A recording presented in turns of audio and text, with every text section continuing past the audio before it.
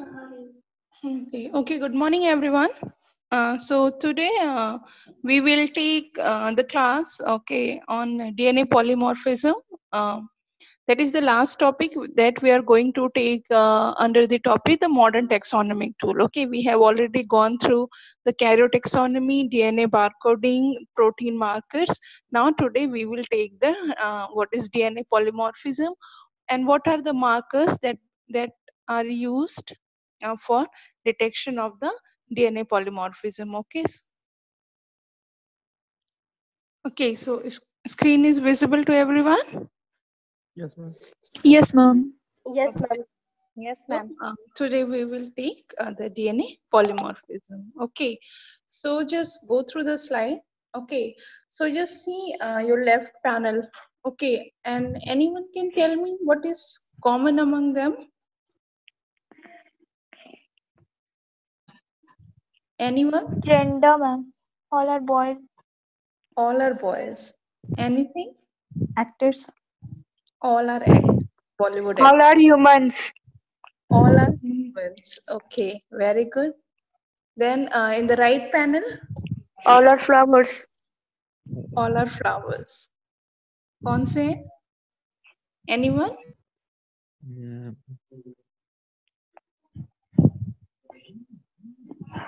Catharanthus. नाम सुना? They all are Catharanthus. Okay, the different color flowers. Okay, white, pink, purple, red, peach. Okay. Hmm? They all are human. If we were talking about the right panel, they all are human. They are male. They are Bollywood actor. Here they are all are Catharanthus or flowers. Okay. So anyone can tell me what is different among them? Hmm? In this left panel, they all are male. They all are Bollywood heroes or actors. These are the similarity. They all are human. Okay. Now can you tell me what is different among them?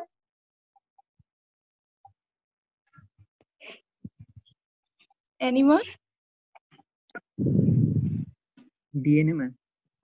DNA. Okay. Variation, The ma'am. DNA has a difference, is it? Okay. So just anyone can tell me what means if we look into all these six heroes. Okay, Shah Rukh, Ranbir Kapoor, Ranbir Singh. Uh, Another one is Anshuman Ayushman. Khurrana. Ayushman Khurrana. Sorry, Ayushman Khurrana. Then Sushant Singh Rajput and Sushant. yeah, Sushant Singh Rajput. Sushant Singh Arjun Rajput Kapoor. and Arjun Arjun Kapoor. Kapoor. Okay, so they all have different looks, is it? The Yes, first ma'am. someone say they all are human, but they all carry the different looks, is it? Hmm? Here in the right Yes, panel, ma'am. they all are the images of the flower Catharanthus, but they all have different Different colors, colors. is it? Huh? So I Yes, just ma'am. wanted to know ki, what make them look different from each other. What make Shah Rukh look different from Ranveer Singh? What make Ranveer Singh different from the Ranveer Kapoor? Or what make white Catharanthus look different from the red Catharanthus? Any guess? Gene, ma'am. Gene Variation. DNA. variation in DNA. Okay. So, if the different individuals of a same species, a different individual of a same species, okay, or if I'm talking about human particularly, there are different races like Asians, Americans, Africans, okay. So they all belongs to the species Homo sapiens sapiens, okay, but they have the difference, okay. They have some difference, okay, in their looks, okay, their height, and so means they have there is some difference exist in the overall phenotype of that species, okay, or the population have a specific features or specific phenotype, okay. Asians have some specific looks, okay, then Mongolites have some different looks, Americans have some different looks. Okay, so they are the different populations or the different ethnic groups or races which have the different looks. Okay, but they all belongs to a single species, that is Homo sapiens sapiens. So what actually makes them different? Okay, so the answer is polymorphism. Okay, so just because of the polymorphism, this polymorphism makes look different from each other. Okay, so the individual of the same species looks different. Okay, so what is polymorphism? Poly means many. Okay, morph means forms. Okay, so polymorphism means many forms. Okay, and if I'm talking about the living things, then this DNA, this polymorphism is basically a difference in the DNA sequence among the individuals, groups, or population. Okay, so today we are going to study what is polymorphism, then what is DNA polymorphism, and how we can score or determine the level of DNA polymorphism in the group of individuals or the populations. Okay, so here we are also going to take how this polymorphism this polymorphism helps in population study, and how the DNA polymorphism can be scored in different populations. Okay, so we'll see first what is polymorphism. Okay, so if I'm talking about the polymorphism, it is basically occurrence in a population of two or more genetically determined form.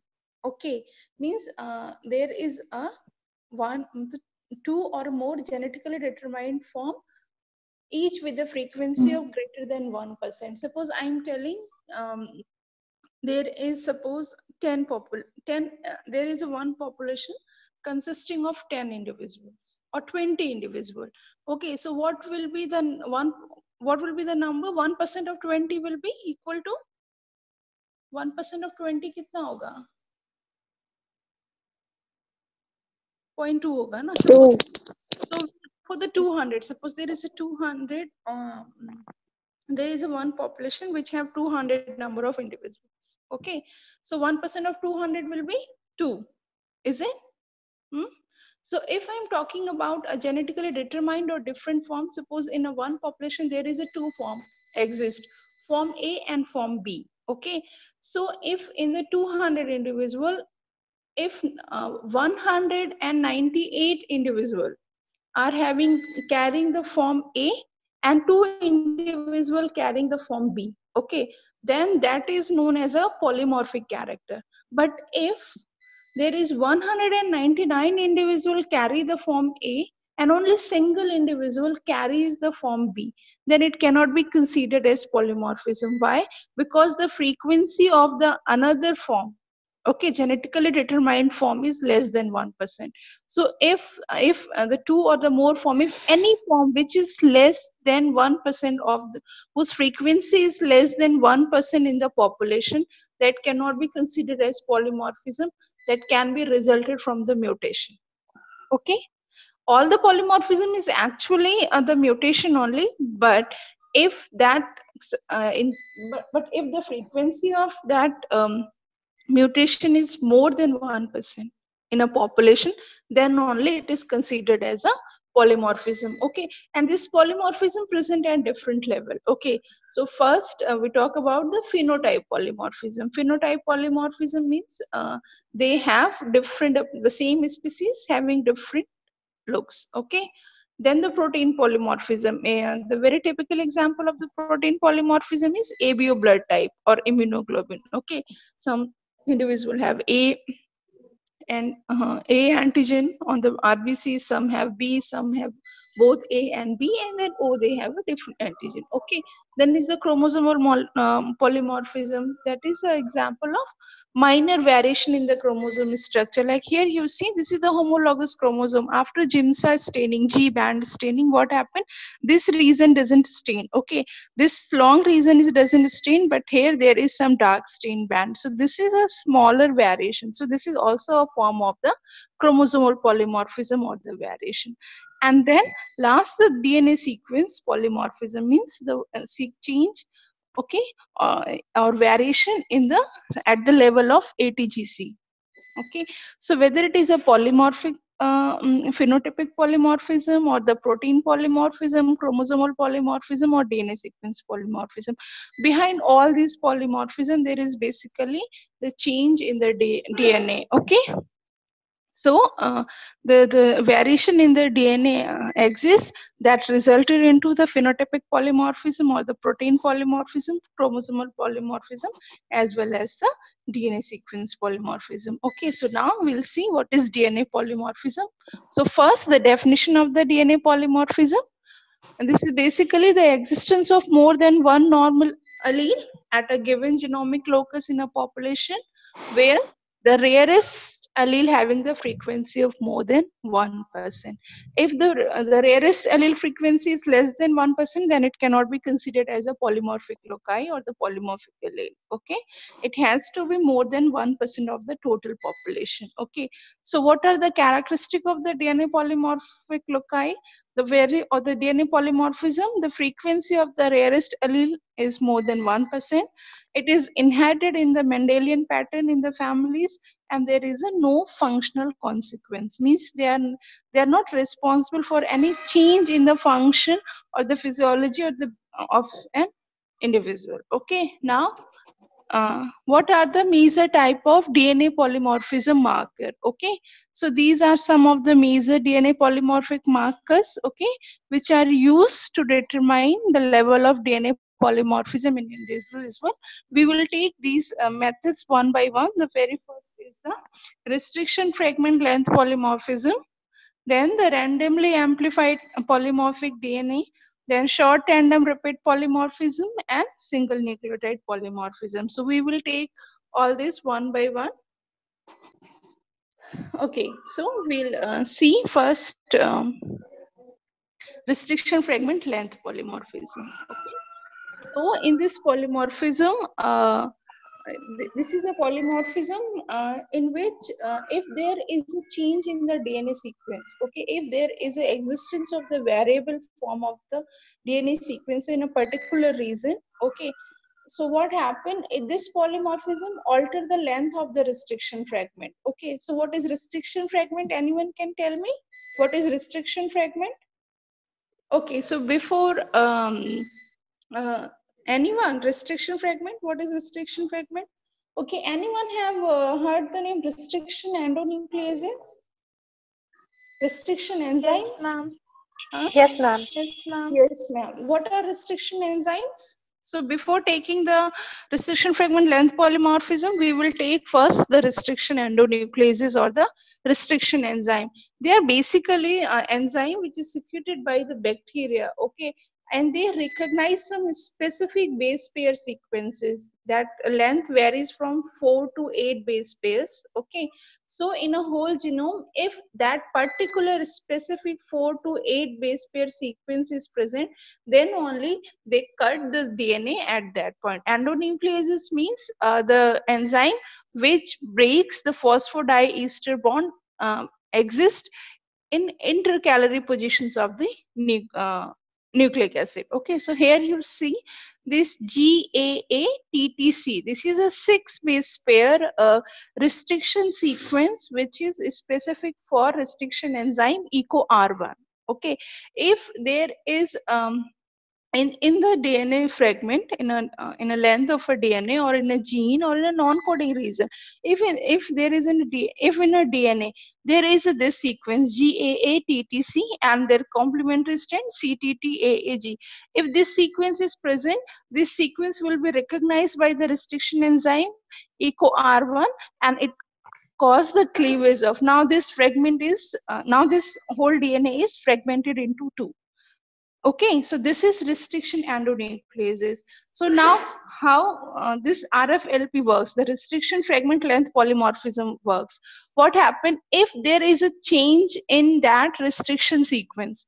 The sequence which is recognized by the restriction enzyme or the restriction endonuclease. Suppose in EcoR1, like in EcoR1, what happened? There is a GAA. So if GAA is changed to GGA, so what will happen?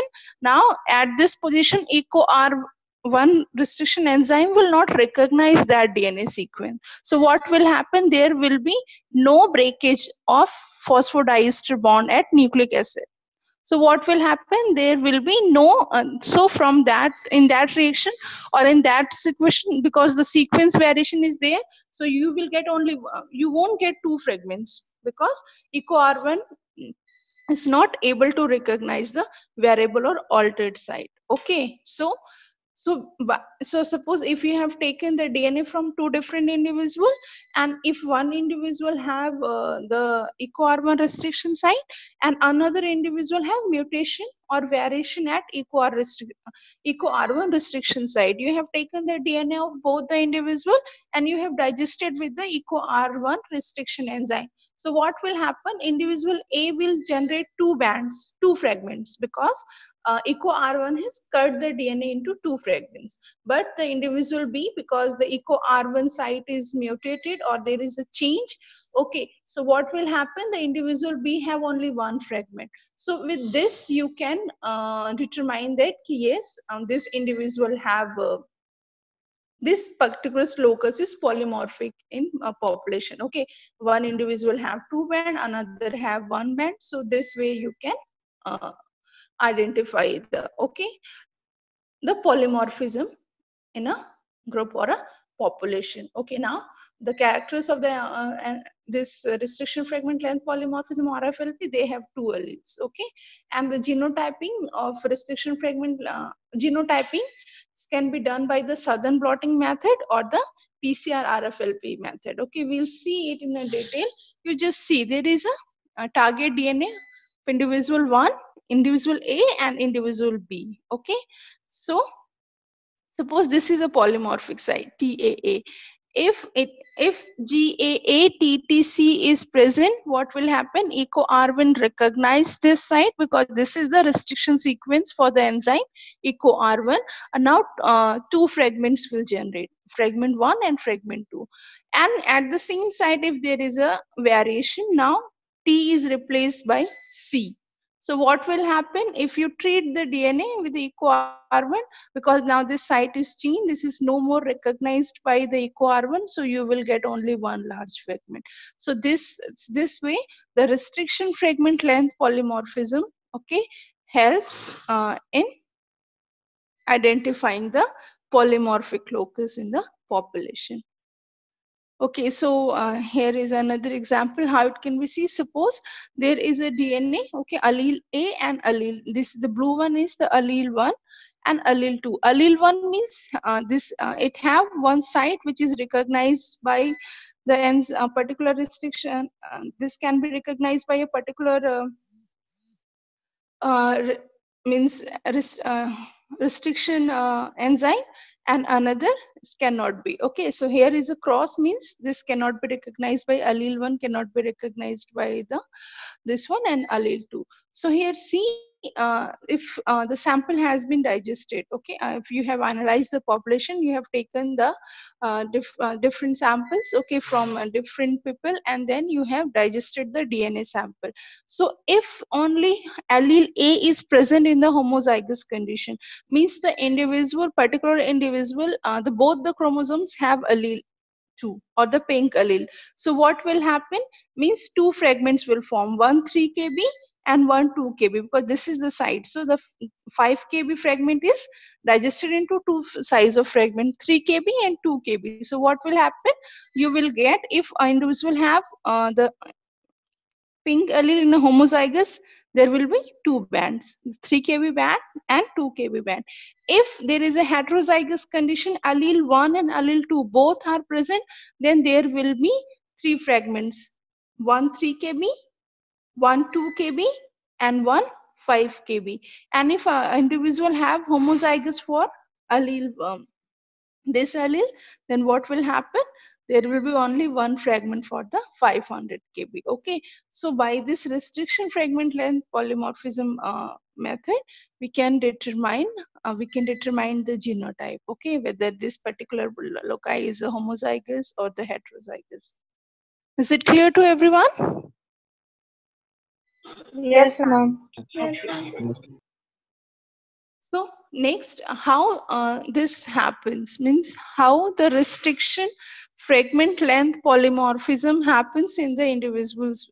Okay, suppose we have taken there is a two fish, okay, fish 1 and fish 2. So what happened, I have told there is a this is the site where a particular restriction enzyme can recognize the sequence, okay, nucleotide sequence. What happen if the base a single base is gets substituted with another base? So what will happen, there will be the change in the sequence. Now that sequence is no more act as a restriction site. So what happened, no enzyme will work. So if a base substitution can also, in a base substitution in the DNA can result it into the restriction fragment length polymorphism. If there is a no mutation, then there will be two fragments. Suppose fish 1, okay, there is a presence of a restriction site. So if we digest the fish 1 DNA with the restriction enzyme, you will get two bands because it DNA is fragmented into two parts. If you have take a fish 2, in the fish 2 or the another fish, what happened, this restriction site have the variation, a base is one base is substituted with another base. So now this site doesn't act as a restriction site, so there will be no digestion, so there will be a single DNA fragment. Okay, so one reason for restriction fragment length polymorphism is a base substitution. Okay, and then another one is the insertion or deletion. Suppose this is the fish A and this is fish B. Okay, so this is the restriction site. So what happen if there is a digestion, so this size of band will generate. In fish 2, what happened, there is an insertion of some DNA sequence between these two, this white and checked region. Okay, there is an insertion of black, the more region, this is this encircled region. Okay, so this region get inserted. So what will happen, although there is a no change in the restriction site, okay, there is a no mutation in the restriction site, but there is some DNA fragment get inserted, okay, just in front of the restriction site. So what will happen after restriction digestion, a larger size fragment will appear. Okay, so if you go for the electrophoresis, when you separate those two fragments on the gel, what you will get in the fish 1, the smaller fragment it migrated below and the larger fragment is on the arm. So even the insertion or deletion of the some region of the some region on the DNA also leads to the restriction fragment length polymorphism. Okay, the very first one is the base substitution and second one is the insertion deletion. Okay, is it clear? Yes, ma'am. Okay, now Yes, second ma'am. one is the randomly amplified polymorphic DNA. Okay, so basically this is the method where the random amplification of the anonymous means unknown loci is done by the PCR, okay, polymerase chain reaction. What happened, you know, your entire DNA sequence or any individual's entire DNA is made up of only 4 nucleotides, that is ATGC. Okay, okay, so now screen is shared to everyone, na? Yes, ma'am. Okay, so so what in this reaction what happened, a smaller fragment it randomly binds at several positions in a genome where they get complementarity. Why they will get the complementary site at various location in the genome? Because they are of very shorter size. Okay, they are of very shorter size, so there is a probability these permutation combinations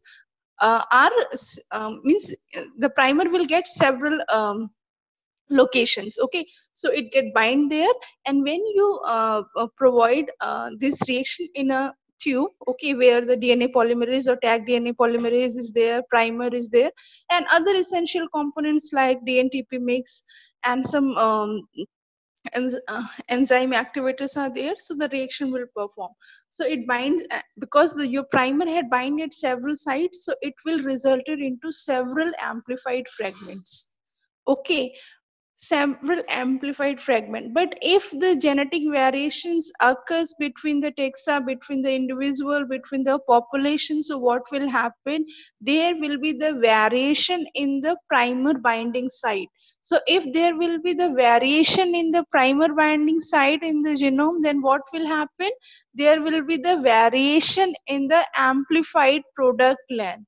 So if there will be the variation, so this is the genome of Yes. individual A and this is the genome of individual B. Okay, you just see that these are the primers, okay, which is bind at random sites. You see, this primer 1, primer 2, primer 3, primer 4, primer 5, primer 6, primer 7, primer 8, primer 9, primer 10. Means this is a single primer which is bind at different locations. Okay, the same primer bind on the forward manner also and in the reverse manner also. So what happened? One primer is bind here and another is bind here. So what happened? It has given a product A of this length, then the product B of this length, then the product C of this length. This is the amplified product, okay, product D of this length and product E of this length. Now this is the genome of individual B. Now what happened? Just see. Because there must be some variation, okay, in this individual. So what happened? The primer binds here, not here. So now you just see there is a change in the product length of A and A between these two individuals. Is it clear to everyone? So now just see, because of this, their site, now there is also the change in the site. So what will happen? Even there is a change in the length of the fragment B also. Okay, then the same way there, because there is a variation in the genome of the individual B, because these are two different individuals, so there is an existence of the genomic DNA sequence variation. So this same primer have bind at different location in these two individuals, which resulted into the different size of fragments A, B, C, D, E. Okay, so what happen if you amplify this product using these random primers, and then you take that amplified product and go for the electrophoresis and separate the DNA fragment on the agarose gel, you will get this kind of pattern. Okay, you just see, these are the DNA bands of different size. Okay, these are the DNA bands of different size, and these are the number of individuals. This is the standard marker 1, and then 2 2 to the 25. These are the different individuals. So you can see that because the difference in the individual's DNA is existed, that is why these random primers have bind at random site and resulted into the different size of fragments. So this way you can record the polymorphism. This is known as randomly amplified polymorphic DNA. Is it clear? Any Yes, confusion? ma'am. Is it clear to everyone? Na? Ma'am Yes. Ma'am वो last line था ना, इंडेल्स in the reason, मतलब side का last sentence ma'am समझ में नहीं आया. इंडेल्स मतलब इंसर्शन डिलीशन. इंडेल्स जो है Yes, इंसर्शन डिलीशन के लिए शॉर्ट फॉर्म यूज होता है. इंडेल्स या तो इंसर्शन या डिलीशन, या तो कोई फ्रेगमेंट वहां के इंसर्ट हो जाए या Yes, वहां ma'am. से कोई फ्रेगमेंट डिलीट हो जाए.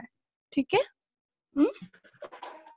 Yes, ma'am. Okay. Now the next we'll see is what are the advantage of this randomly amplified polymorphic DNA. This is a simple technique. You have to simply take a small amount of DNA, okay, from the target group, and then you have to isolate the DNA and a single primer and a one small reaction thermocycler machine, and you will one gel electrophoresis, and you will be able to score the random amplified polymorphic DNA. This is rapid, fast, cheap, high polymorphism. Only small amount of DNA is required. No need of the molecular hybridization, means southern or northern hybridization is not required. And even you doesn't need a prior knowledge of the genetic makeup of the organism. Suppose when I was talking about the randomly restriction fragment length polymorphism, For that, you need a sum of the sequence of the DNA where you can say that yes, at this particular sequence, this restriction site exists. Okay, but in RAPD, you doesn't require any period knowledge of the genetic makeup of the organism. Now, what are the disadvantages? Poor reproducibility means the जो band pattern इसमें मिलता है, the resulting band pattern, it is very sensitive to the reaction condition. Okay, अगर DNA की quality deteriorate होती है तो same individual में if you go for the RAPD next time you will get the different pattern. Okay, if you change the temperature profile of the polymerase chain reaction in the same individual with the same set of RAPD primer, you will get the different DNA pattern. Okay, so that the reproducibility of the same band pattern, same size of amplicons is a major disadvantage of this technique.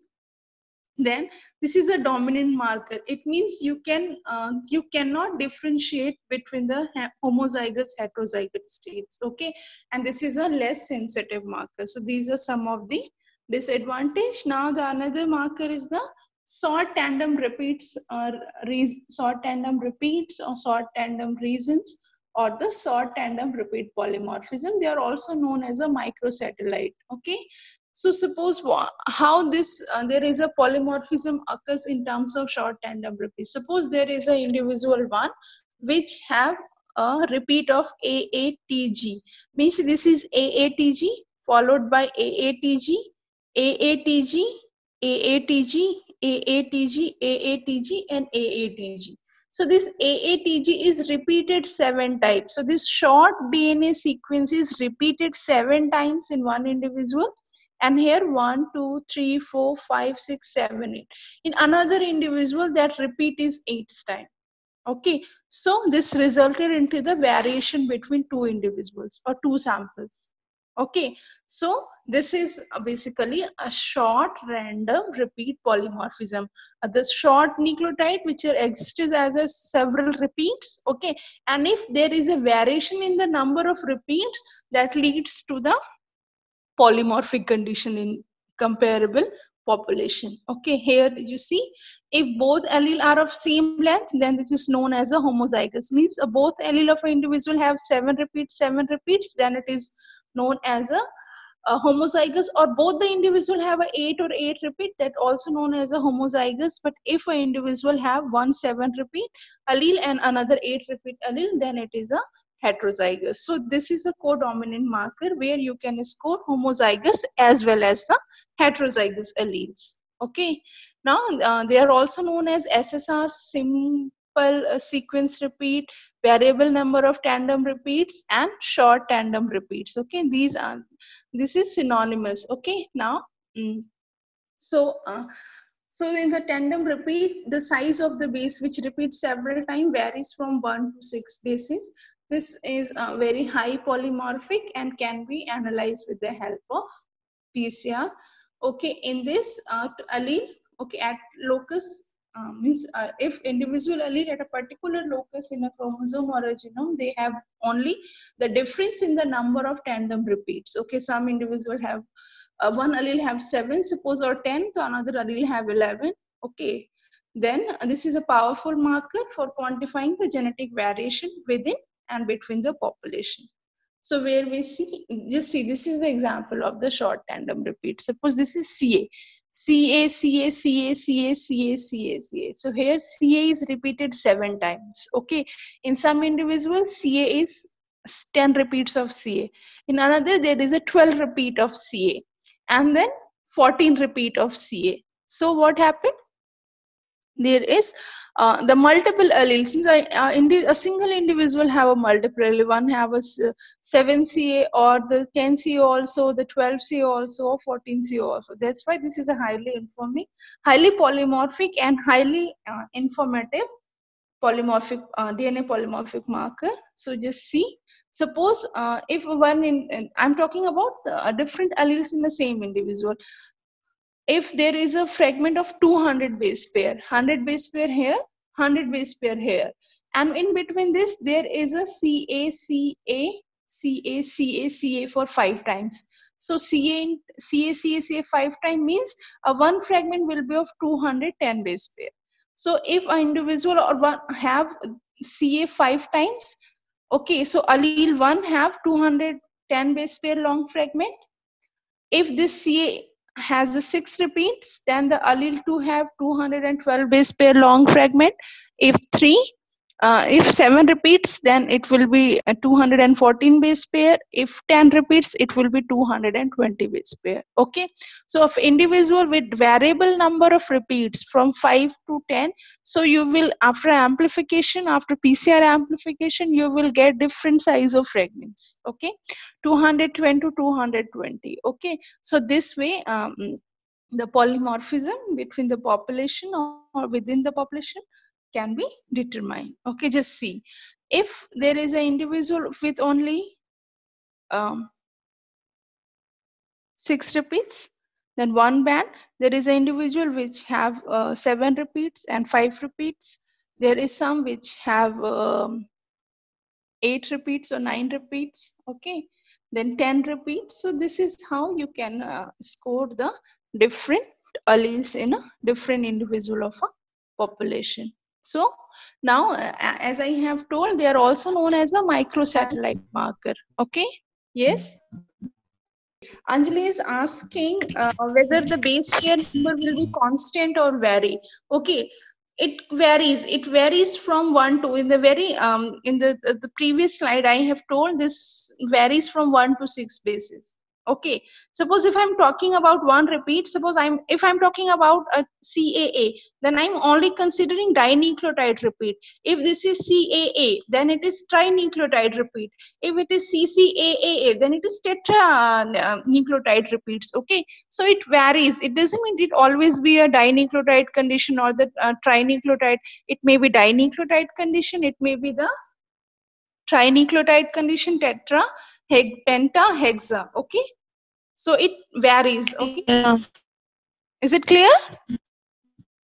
Yeah. Okay, now microsatellite. Okay, the microsatellite and mini satellites. These, the short tandem repeats are divided into two subcategories. One is known as a microsatellite regions or the microsatellite repeats, and another one are the mini satellite repeats. If the repeat, the nucleotide repeat length is from 1 to 10 nucleotide, then it is known as a microsatellite. If it is more than 10 nucleotide, then it is known as the mini satellite. Means if this, suppose in the previous slide we have seen CA, so it is dinucleotide. So up to 10 nucleotide is repeating continuously, then it is comes under the microsatellite. If that repeat length is more than 10 nucleotide, then it is known as a mini satellite. Okay, so just see, there are some of the types of the microsatellites. This is the perfect satellite where CA for several times. Then there is an imperfect microsatellite repeat. Suppose CA, then some gap, means some other nucleotides, maybe CG, CAT, then again CA, then again the gap. Okay, then there is a compound type of microsatellite where first there is a CA repeat, then followed by the CATA repeat. Okay, this is known as a compound microsatellite. Means few repeats are CAC, immediately followed by the CATA. Then the fourth category is the complex type of microsatellite repeat pattern. Here initially the CA, it can be CC, it can be AA, it can be TT. Okay, whatever, it can be any dinucleotide pattern. Okay, so CA, then followed by some other nucleotide sequence, then AAT. Okay, so this is a complex. The difference between the compound and complex is that in the compound repeat, the two different repeats are in continuation, but in the complex, two different repeats are interrupted by some other DNA sequences. Okay, so now the based on the number of base pairs, if there is only one nucleotide, CC or AAA, then it is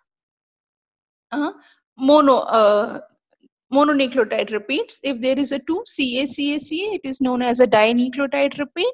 If it is 3 CCA, it is known as a trinucleotide repeat. If it is 4 GATA, is known as a tetranucleotide repeat. Okay, so the mini satellite 9 to 8 base pair repeated from 2 to several hundred times. This is basically the structure of the mini satellite. This is the microsatellite.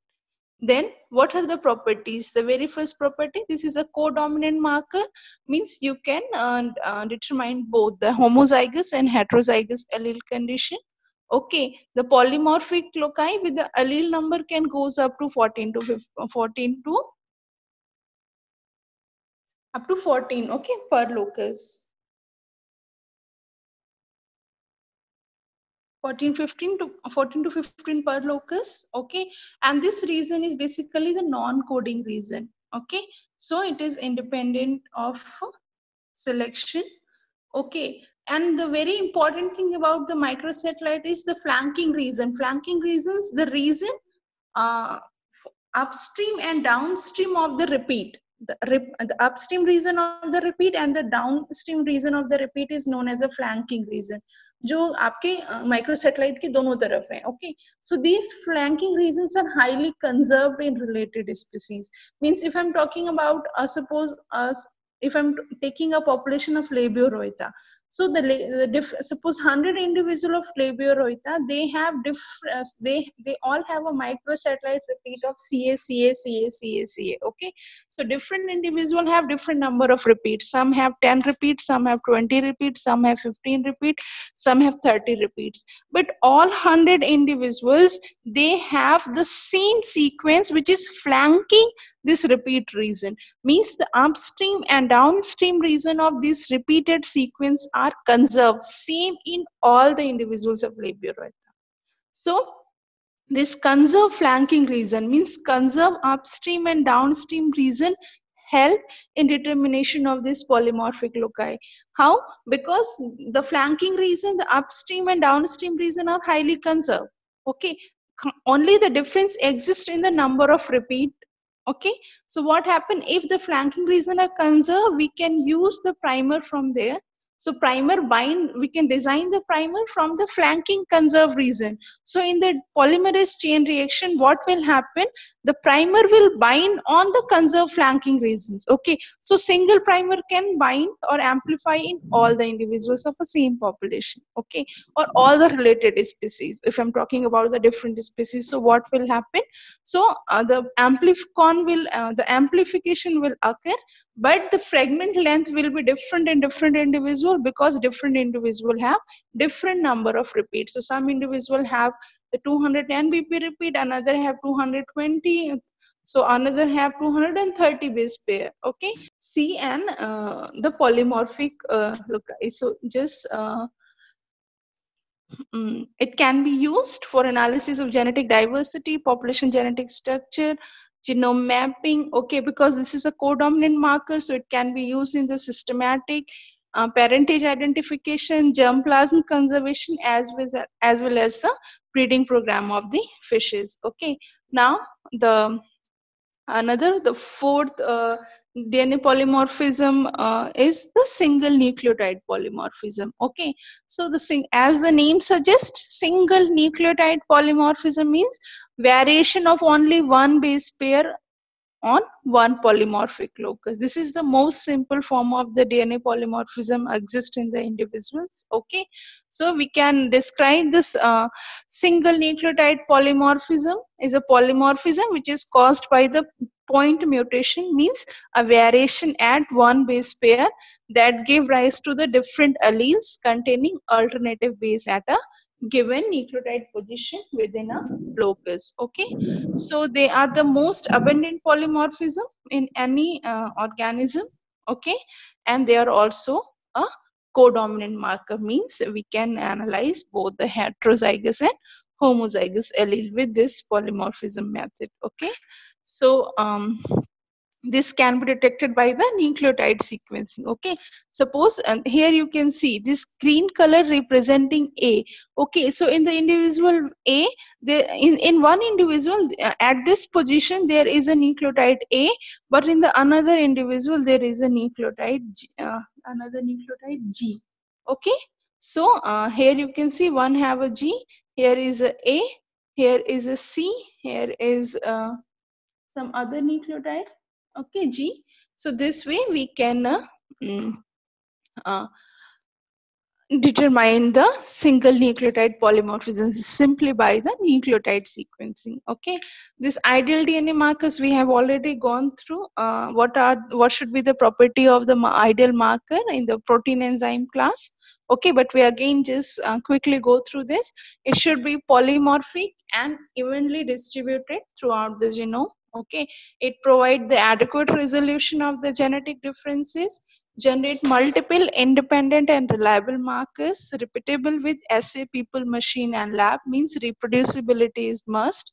It should have low errors. It should be simple, quick, and cost effective. Then it need a small amount of tissue or the DNA sample, means a smaller sample size. If the analysis can be done with the small sample size, then it will be good. Okay, then it linked to the distinct phenotype, means a particular polymorphism is associated with a particular phenotype, then and it required no period information about the genome of the organism. Okay, so this is the characteristic of our ideal marker, but not a single marker have all these listed advantage. Okay, so the marker which have at least more than 5 to 6 ideal characteristic of this marker, then it can be used for. And what markers we will use for which type of study, it will always depends on the our target. Okay, so choice of marker system, you have studied, we have seen, we have gone through the karyotyping, then we have seen the barcoding protein marker, and today we have gone through RAPD, RFLP, microsatellite, SNP. Okay, so it doesn't mean ki any marker we can use anywhere. Okay, it always depends ki what is our target. Okay, what is our requirement, then only we can choose the appropriate marker system. Suppose if we are going for the species identification, then the RAPD or the DNA barcoding is a good marker. If we are going for the strain identification, then AFLP and micro satellite marker is good. For hybrid identification, RAPD is good. Paternity determination, microsatellite marker is good. For genetic resources and diversity analysis, AFLP and microsatellite markers. For genetic mapping, type 1 markers and microsatellite marker, SNP markers, comparative marker, also the type 1 markers. Okay, so which markers we have to use is always depend upon what is our interest. Okay, what we want to resolve, okay, what we want to answer, then we have to choose the different marker. So this is about today's class. Any question? Any question? Any confusion? No, Hmm? no, ma'am. No. Okay, so we'll end the today class.